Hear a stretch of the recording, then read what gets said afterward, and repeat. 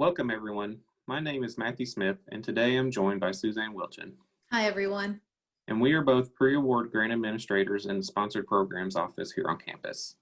We are here to give you an introduction to grant budgets. We will discuss that every project has a budget and budget justification.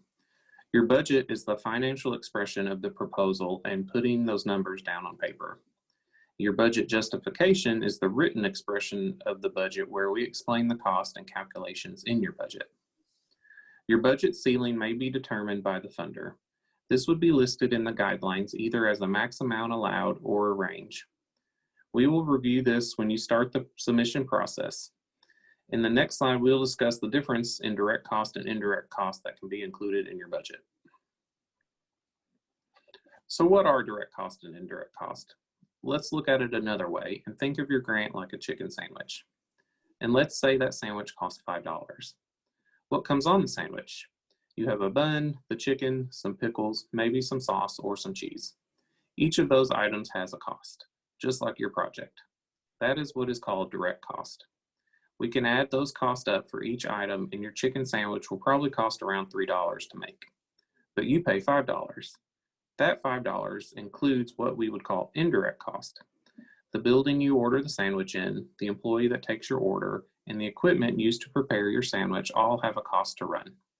So instead of charging you 10 cents for electricity or 25 cents for the person to ring in your order, those costs are built into your sandwich. So your $3 sandwich becomes $5. It's the cost of the sandwich versus the cost of making the sandwich when you order.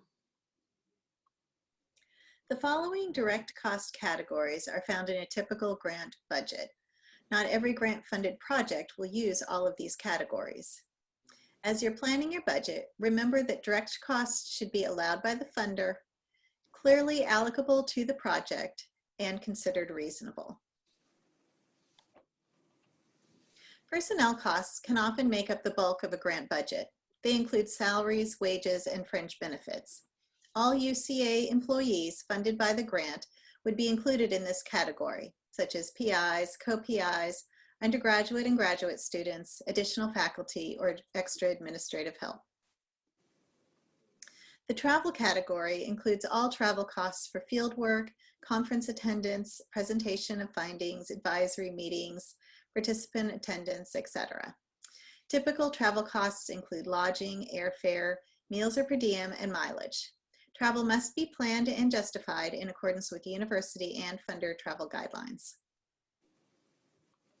The equipment category is for purchases of items or components with a per unit value of $5,000 or more and a useful life of 1 year or more. Materials and supplies can cover a large range of items necessary for completing your research or project. Supplies are tangible personal property other than equipment. This can include computing devices, lab materials, subscription services, software, participant incentives, consumable lab materials, and conference or meeting supplies. However, general office supplies are not considered in this category. Participant support costs are limited to costs associated with stipends or subsistence, travel allowances, and/or registration. These are direct costs paid to or on behalf of participants so they can be part of a training or conference. Institutional employees would not be considered participants. The other direct cost category has a number of standard subcategories. It is important to note that if another institution will be receiving a part of your grant funds to complete part of the project, their total costs will be included in a single subaward line item. The subaward recipient will have a separate detailed budget that will be part of the submission, but those details will not be a part of your overall budget. That covers the standard budget categories for direct costs. Matthew will talk more about indirect costs. Indirect cost. What are they and why are they a part of your budget? Remember that chicken sandwich?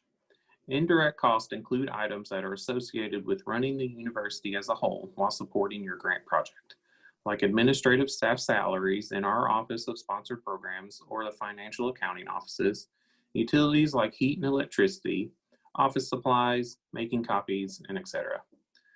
These costs are calculated as a percentage of the direct cost for your project.